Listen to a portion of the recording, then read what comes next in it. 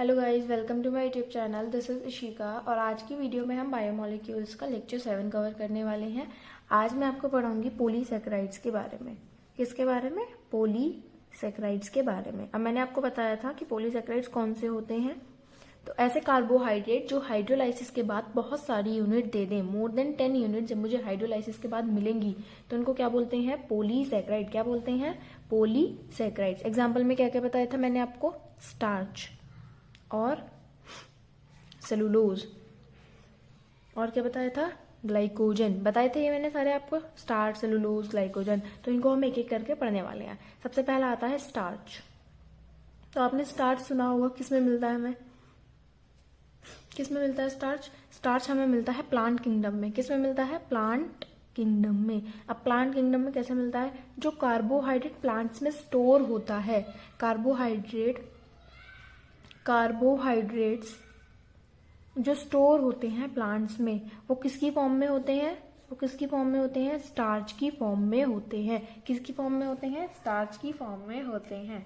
ठीक है। अब स्टार्च बनता किससे है? तो स्टार्च जो है वो पॉलीमर है, polymer of alpha D positive glucose units. किसका पॉलीमर है?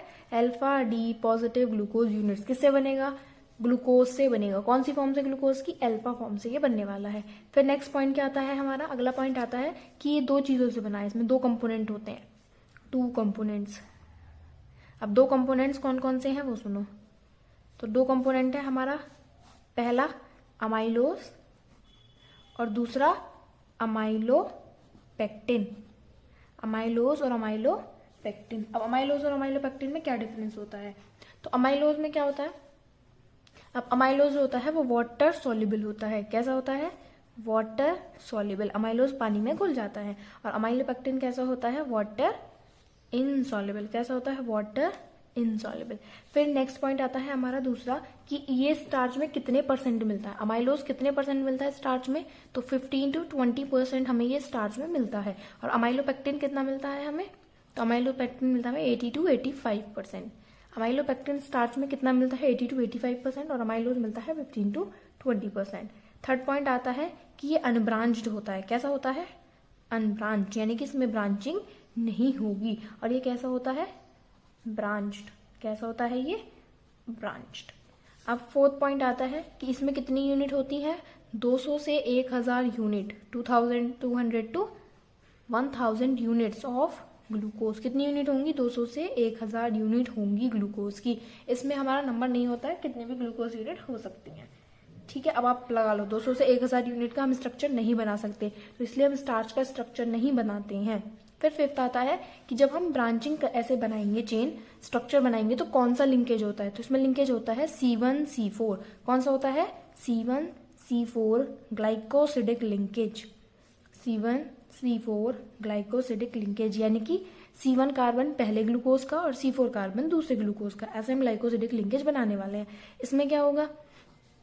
इसमें अगर मान लो चेन है, ऐसे सिंपल चेन जा रही है, तो कौन सा लिंकेज होगा? C1C4। कौन सा होगा? C1C4। और अगर ब्रांचिंग है, क्योंकि ये ब्रांच्ड है तो इसमें ब्रांचिंग भी होगी, और अगर ब्रांचिंग है तो C1C6 लिंकेज होगा। क्या होगा? C1C6। मान लो मैंने चेन बनाई तो कौन सा होगा? C1C4। और जब मैंने ब्रांचिंग शुरू कर दी तो कौन सा होगा? C1C6। यहाँ होगा C1C4 और यहाँ होगा C1C6। समझ आया?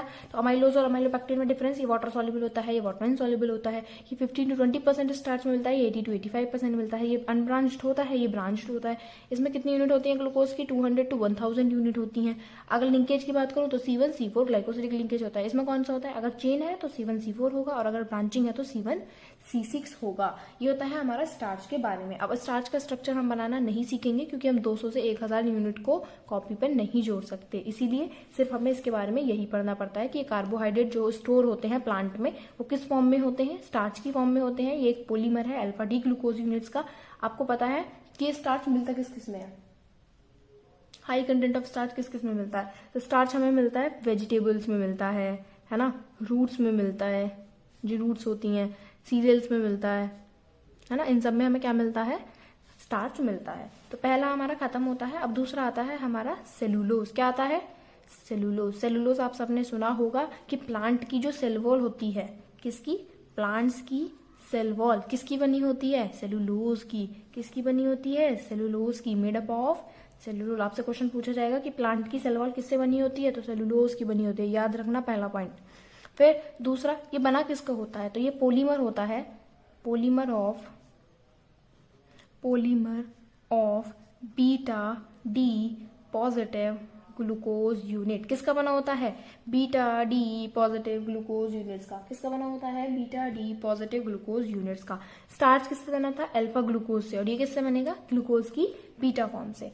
थर्ड आता है, इसमें कौन सा लिंकेज होता है? तो इसमें होता है C1C4 ग्लाइकोसिडिक लिंकेज। कौन सा होता है? C1C4 glycosidic linkage. किसमें होता है? C1C4 glycosidic linkage. ठीक है, पहले वाले ग्लूकोज का C1 कार्बन, दूसरे वाले ग्लूकोज का C4 कार्बन। फिर फोर्थ पॉइंट आता है कि ये हमें किस में मिलता है? तो ये हमें प्लांट्स में मिलता है। किस में मिलता है? ये हमें प्लांट्स में मिलता है। तो यही 4 पॉइंट है सेलुलोज के बारे में कि प्लांट की सेल वॉल किसकी बनी होती है? सेलुलोज की बनी होती है। ये एक पॉलीमर है बीटा डी ग्लूकोज यूनिट का, और इसमें C1C4 ग्लाइकोसिडिक लिंकेज होती है, और ये प्लांट्स में हमें मिलता है। ठीक है, अब थर्ड आता है हमारा ग्लाइकोजन। क्या आता है?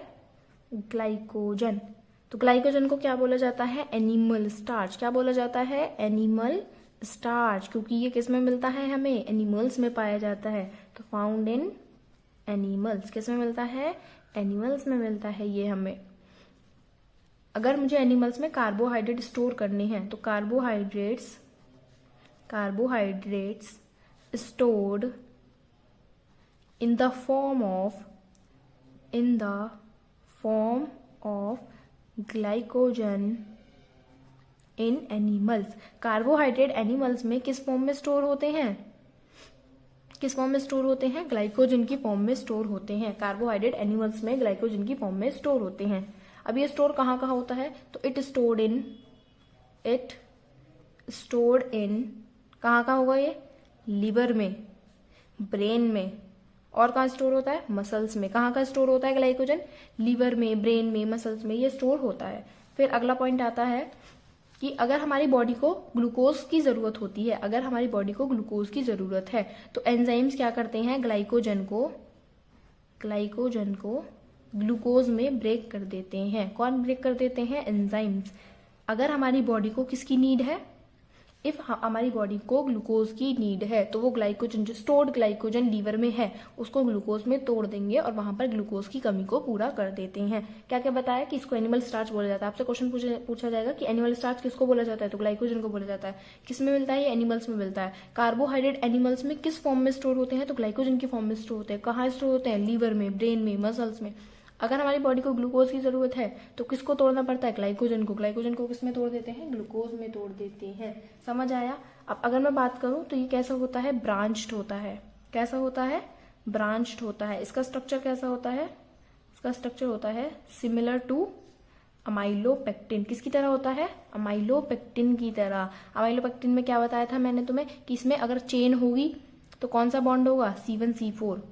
और अगर ब्रांचिंग होगी तो कौन सा लिंकेज होगा? C1C6। कैसा होगा? C1C6। इसका स्ट्रक्चर ग्लाइकोजन का किसके तरीके से होता है? जैसा अमाइलोपेक्टिन का होता है, सिमिलर टू अमाइलोपेक्टिन। अगर चेन है तो C1C4 और अगर ब्रांचिंग है तो C1C6। अब पॉलीसैकेराइड्स में सिर्फ हमें इनको ही पढ़ना होता है कि ये कहाँ स्टोर होते हैं, किस फॉर्म में स्टोर होते हैं, बाकी हमें स्ट्रक्चर इनका सीखना नहीं होता है। तो यहाँ पर हमने डाइसैकेराइड्स भी पढ़ लिए, पॉलीसैकेराइड भी पढ़ लिए। यहाँ पर हमारा कार्बोहाइड्रेट वाला पार्ट खत्म होता है। तो अब हम प्रोटीन शुरू करेंगे। अब हम अगली वीडियो में बात करेंगे। Thanks for watching the video.